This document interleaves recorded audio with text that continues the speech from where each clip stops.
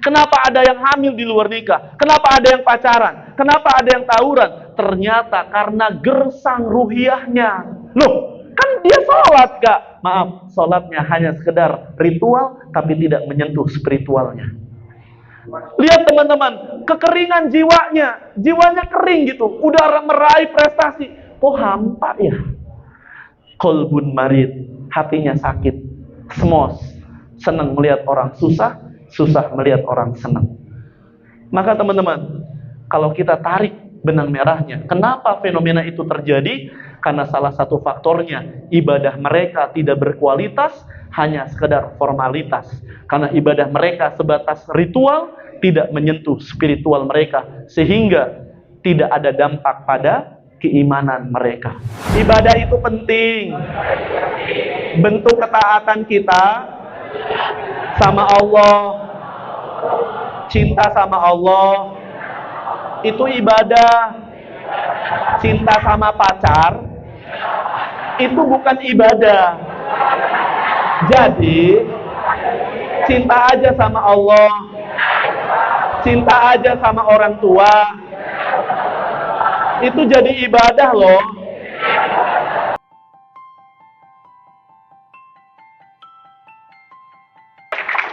Maka teman-teman, maaf ya, ini 50.000 mau nggak nih?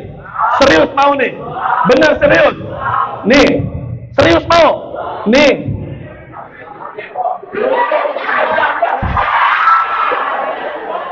Oke, tenang. Berdua. Sini, kedua, sini. Sini, maju. Kita selesaikan secara gentle ya. Sini. Oke, di sini. Baik. Namanya siapa? Azam, ini? Arfa. Panggilan Arfa. Ini? Azam sama Arfa. Kenapa tadi berantem di depan? Oke. Kenapa tadi duitnya diambil? Sama Butuh. Katanya mau diet. Mana yang diet ini ya? Oke. Pertanyaan saya sederhana buat Azam sama Arfa. Tolong kasih hikmah dari simulasi tadi. Kira-kira simulasinya apa? Hikmah pelajaran apa yang kamu bisa ambil? Kan BU, butuh uang tadi. Kira-kira simulasi tadi tuh hikmahnya, pelajarannya apa sih?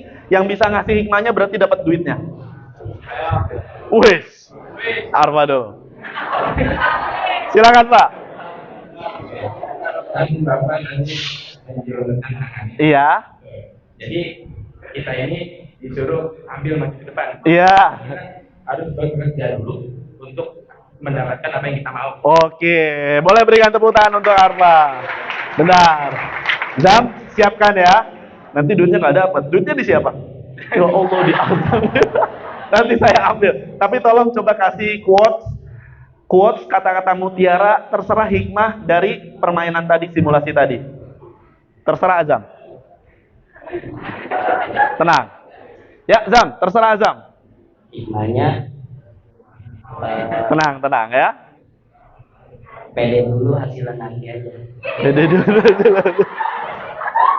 Pede dulu, hasilnya nanti aja. Oke, boleh berikan tepuk tangan untuk Azam. Ya bayar 2.000, apalagi masuk surganya Allah, teman-teman. Butuh pengorbanan, butuh perjuangan, ngafalin Quran, sholat dan lain sebagainya, betul?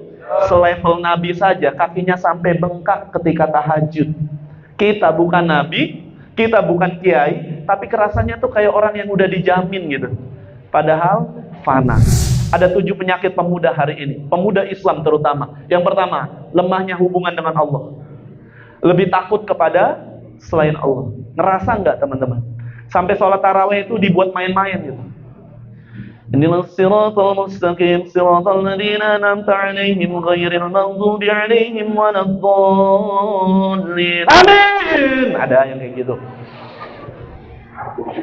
Aminnya kita itu kepada Allah. Betul? Maka ada juga yang sholat tarawih nunggu imamnya ruku baru dia licik. Dikira Allah nggak ngelihat. Lemah hubungannya sama Allah. Yang kedua, teman-teman, menjalankan ibadah tidak memperdulikan fikih. Saya pernah sholat jamaah, teman-teman. Ada seusia teman-teman Sholat sendirian di belakang gitu. Kenapa? Lagi ngejar waktu, Kak. Harusnya jamaah. Yang ketiga, mengasihani diri sendiri dan tidak percaya diri. Banggalah menjadi seorang muslim. Banggalah kalian yang akhwat pakai kerudung. Yang ikhwan, jangan bangga kalau pakai kerudung. Banggalah buat teman-teman sebagai seorang muslim gitu. Dimanapun itu, bangga bahwa jati diri kita seorang muslim. Yang keempat, kurang sabar dalam menghadapi godaan. Dikit-dikit digodain, misal yang cewek, aduh nggak ada yang pernah nembak gue jadi pacar nih, ada yang nembak, iya mau. Sabar. Yang kelima, terpengaruh dan hanyut dalam kemajuan era globalisasi. Boleh pakai teknologi, boleh pakai media sosial, tapi jati diri kita jangan berubah, teman-teman.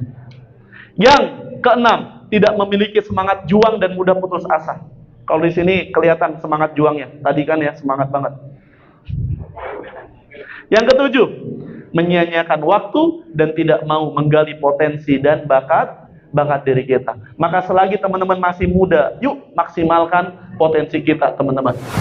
Kenapa ada yang hamil di luar nikah? Kenapa ada yang pacaran? Kenapa ada yang tawuran? Ternyata karena gersang ruhiyahnya. Loh, kan dia sholat, Kak. Maaf, sholatnya hanya sekedar ritual, tapi tidak menyentuh spiritualnya. Lihat teman-teman, kekeringan jiwanya kering gitu, udah meraih prestasi, kok hampa ya? Qalbun marid, hatinya sakit, semos, senang melihat orang susah melihat orang senang.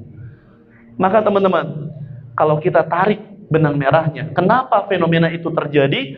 Karena salah satu faktornya, ibadah mereka tidak berkualitas, hanya sekedar formalitas.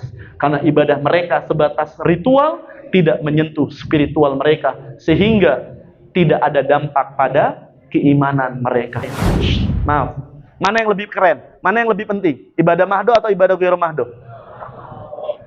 Dua-duanya saling berkaitan. Ada yang sholatnya rajin. Sholatnya bukan sholat wajib. Sholat sunnahnya rajin. Ada yang ngadu sama Rasul. Ya Rasul, si fulanah tuh. Langsung disebutinnya fulanah. Si fulanah itu, dia itu rajin sholatnya. Puasa sunnahnya keren. Tapi ya Rasul, dia juga sedekah. Tapi ya Rasul, dia sering nyakitin hati tetangga. Maka tadi saya katakan Rasul bilang apa? La khairu fiha hiya min ahlinna. Nggak ada kebaikan dia. Kenapa? Ibadah mahdohnya tidak berimplikasi, tidak berdampak sama ibadah ghairu mahdohnya. Maka penting buat teman-teman harus diperhatikan. Masih ingat seorang pelacur yang ketika itu dia ngasih minuman kepada anjing. Bayangin teman-teman, langsung Allah ampuni coba. Masih ingat seorang pembunuh 99 orang? Lalu dibunuh, yang mohon maaf, yang bilang nggak akan diampuni. Dibunuh jadilah 100. Maka ketika itu diajak, ketika itu tobat, hijrah. Dalam perjalanan Allah wafatkan dia. Kebayang teman-teman, ibadah mahdohnya bahkan belum ada. Tapi teman-teman, dia niat pengen hijrah lillahi ta'ala, dan Allah ampuni dosa-dosanya. Maka kita masuk surga sebenarnya bukan karena ibadah semata, tapi karena rahmahnya Allah subhanahu wa ta'ala. Ibadah itu penting. Bentuk ketaatan kita sama Allah, cinta sama Allah, itu ibadah. Cinta sama pacar, itu bukan ibadah. Jadi, cinta aja sama Allah, cinta aja sama orang tua, itu jadi ibadah loh. Menuntut ilmu jadi ibadah. Memindahkan batu jadi ibadah. Selama kita niatkan karena Allah. Makanya sadar dong. Ngomong yang baik. Jangan suka ngomong yang hewan-hewan. Oke. Baik, ada 3 alasan kenapa kita harus beribadah yang maksimal, yang berkualitas kepada Allah Subhanahu wa ta'ala. Yang pertama, karena ibadah adalah tujuan penciptaan manusia. Sampai teman-teman Allah ingatkan, apakah kamu mengira kamu diciptakan begitu saja buat main-main doang? No. Enggak, teman-teman. Ternyata kenapa kita harus beribadah? Karena ibadah adalah tujuan penciptaan manusia. Maka teman-teman, maaf saya ingin sharing. Kalau saya malas sholat, saya selalu tanya, lu kalau nggak sholat, Din, terus lu hidup buat apa gitu? Saya selalu tanyakan pada diri saya, kalau lagi malas sholat nih, kalau lu nggak mau sholat, terus hidup lu untuk apa gitu? Sedangkan Allah menciptakan kita untuk sholat, untuk beribadah kepada Allah. Maka lihat baik-baik, bukan sekedar main-main. A'udzubillahi minasyaitonirrajim. Bismillahirrahmanirrahim. Afahasibtum annama khalaqnakum 'abathan wa annakum ilaina la turja'un. Allahul malikul haqq la ilaha illa huwa rabbul arsyil karim. Maka apakah kamu mengira bahwa sesungguhnya kami menciptakan kamu secara main-main saja, main game aja, pacaran aja, dan bahwa kamu tidak akan dikembalikan kepada kami? Kaifa takfuruna billahi wa kuntum amwatan fa ahyaakum thumma yumitukum thumma yuhyikum thumma ilaihi turja'un. Maka mau muslim, mau non-muslim, siapapun manusia yang hidup di muka bumi ini pasti akan balik sama Allah, teman-teman. Maka fafirru ilallah, sini balik sama Allah. Padahal yang berantakan itu sholatnya. Maka kalau teman-teman mau memperbaiki hidup, perbaiki sholatnya. Jangan-jangan ketika kita takbir, jasad kita menghadap kiblat, tapi ruh kita tidak menghadap Allah. Maka perbaiki sholat kita di bulan suci Ramadan ini. 3 amalan utama di bulan puasa ini, teman-teman, maksimalin. Yang pertama sholat, tambahin sholat sunnah rawatib. Yang paling penting sunnah rawatib. Sunnah taraweh oke, tapi ba'diyah isya jangan ditinggalin, karena itu lebih penting. Yang kedua adalah baca Quran, maksimalin. Yang kalau sebelum puasa mungkin 1 juz, maka di bulan puasa teman-teman maksimalin lebih lagi. Dan yang ketiga adalah berinfak, sedekah. Karena Nabi Muhammad SAW, beliau sangat dermawan sampai seperti angin yang berhembus, lebih dari angin yang berhembus kedermawanan. Kaisar anak berapa? Alhamdulillah pertama. Anak pertama. Kalau saya anak pertama bisa sukses, Kaisar juga bisa sukses. Amin. Kaisar, video tadi kamu sudah tonton? Oke, kira-kira apa yang kamu bisa ambil dari video berdurasi 7-10 menit tadi?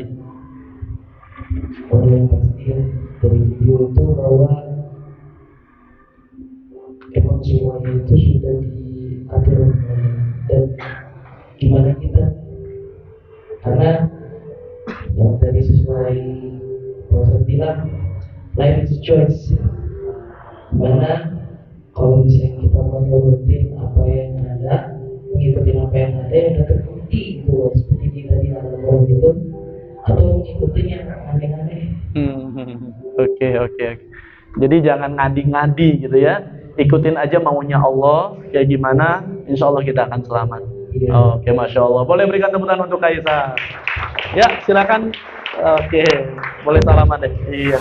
Sebelum orang tuaku wafat, saya pengen ngasih yang terbaik untuk orang tua saya.